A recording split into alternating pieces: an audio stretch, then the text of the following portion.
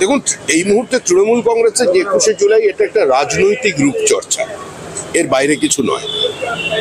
21শে জুলাইয়ের প্রাসঙ্গিকতা সেদিনই হারিয়ে গেছে যেদিন 21শে জুলাইয়ের গুলি চালানোর অর্ডার দেওয়া একজন আমলাকে তারা বিধানসভার প্রার্থী করে নির্বাচিত করেছেন, মন্ত্রী বানিয়েছেন এবং তারপর তাকে রাজ্যসভায় পাঠিয়েছেন।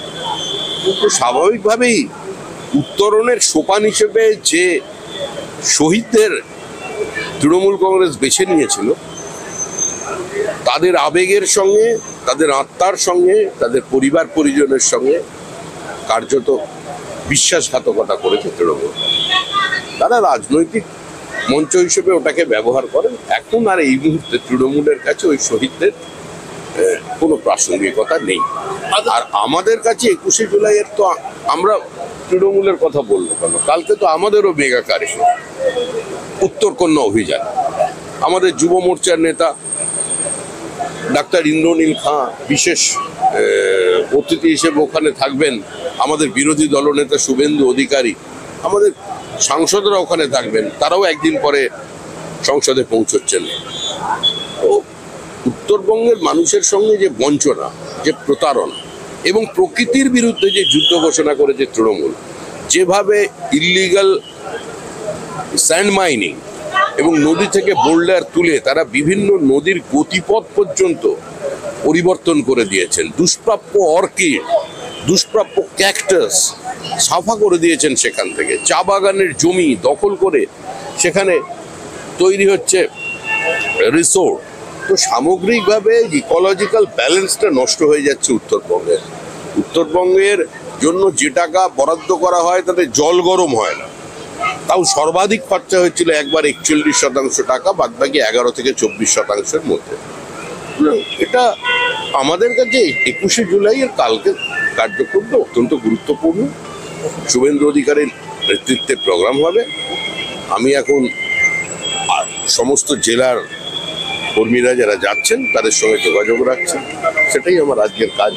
কোচবিহারের উত্তম কিভাবে দেখছেন? সারা ভারতবর্ষে যেখানে বাঙালি পরিযায়ী শ্রমিক আছেন, বাঙালি ছোট ছোট চাকরি করা মানুষজন আছেন, তারা বাঙালি হিসেবে আতঙ্কিত। কারণ তৃণমূল কংগ্রেস পশ্চিমবঙ্গে যে অন্য রাজ্যের প্রতি, অন্য ভাষাভাষীদের প্রতি যে ঘৃণা এবং বিদ্বেষের রাজনীতি করছে, তাহলে তারা তাদের পেশায় হয়তো ভবিষ্যতে একটা অনিশ্চয়তার সম্মুখীন হতে পারে, সেজন্য তারা আতঙ্কিত। 1 বছরের পুরনো ঘটনাকে, কোনো ভুলকে, কোনো টাইপোগ্রাফিক্যাল মিস্টেককে নিয়ে আর যাই করা যায়, পশ্চিমবঙ্গের মতো রাজনীতি সচেতন রাজ্যে তার গতিমুখের পরিবর্তন করে দেওয়া যায় না। দিলীপ ঘোষ একদম তৃণমূলের মঞ্চে পাঠিয়ে দিয়েছিলেন 21শে জুলাই। দিলীপ ঘোষ বিজেপিতে ছিল, দিলীপ ঘোষ বিজেপিতে আছে এবং বিজেপিতে দিলীপ ঘোষ থাকবে। Flesh of blood of the organization. Dilip Ghosh 21শে জুলাই তিনি বিজেপির সভা করবেন না, থেকে তৃণমূলের সভা করবেন। মানে আপনারা এটা জেলা সভাপতি থাকবেন।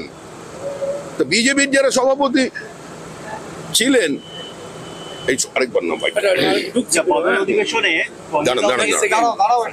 সেটা হচ্ছে আপনারই প্রাক্তন রাজ্য সভাপতি দিলীপ ঘোষ, তিনি কালকে পোস্টার শেয়ার করেছেন।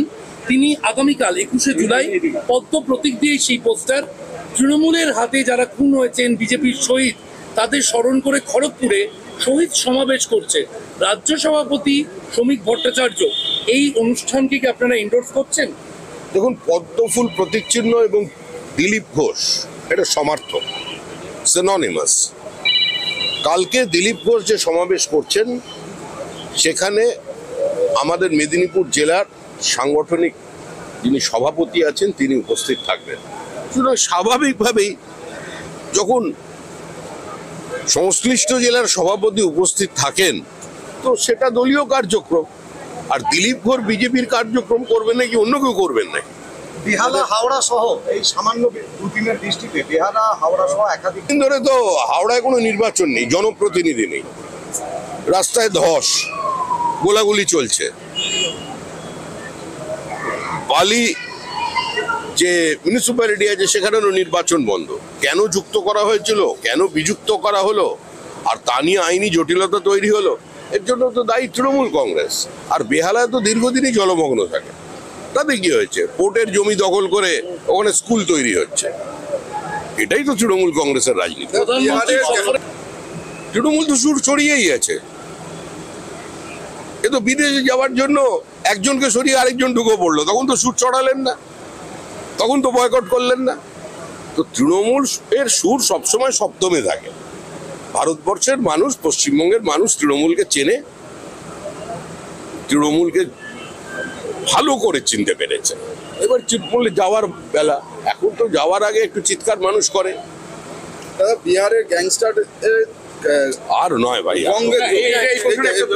এই রাজ্যের পুলিশ যখন অন্য রাজ্য থেকে ক্রিমিনাল খুঁজে নিয়ে আসে, সেটা উত্তরপ্রদেশ হতে পারে, সেটা বিহার হতে পারে, তখন আপনারা দেখতে পান না। বিহারের পুলিশ এখান থেকে ধরে নিয়ে গেলে আপনারা ডেরে করেন। আগে তো পশ্চিমবঙ্গের খুন করে লোক বিহারে আশ্রয় নিত। আগে বিহারের মুঙ্গেরের বন্দুক পশ্চিমবঙ্গের সমাজ বিরোধীরা ব্যবহার করতো। এখন তো উল্টো, এখন সেলফ সাফিসিয়েন্ট হয়ে গেছে। এখন পশ্চিমবঙ্গের দিকে দিকে কারখানা তৈরি হয়ে গেছে, বোমার ফ্যাক্টরি। এখানে বাংলাদেশের প্রধানমন্ত্রীকে মারার জন্য যে চক্রান্ত, সেটা বাংলায় হচ্ছে। ISIS এর জঙ্গি ধরা পড়ছে।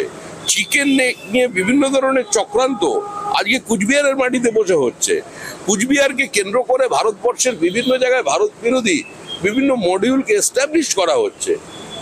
তো আজকে কি করে বিহারের লোক এখানে চলে আসছে? সব বিষয় বাংলা যোগ, কারণ এগিয়ে বাংলা। Thank you. সাবধানে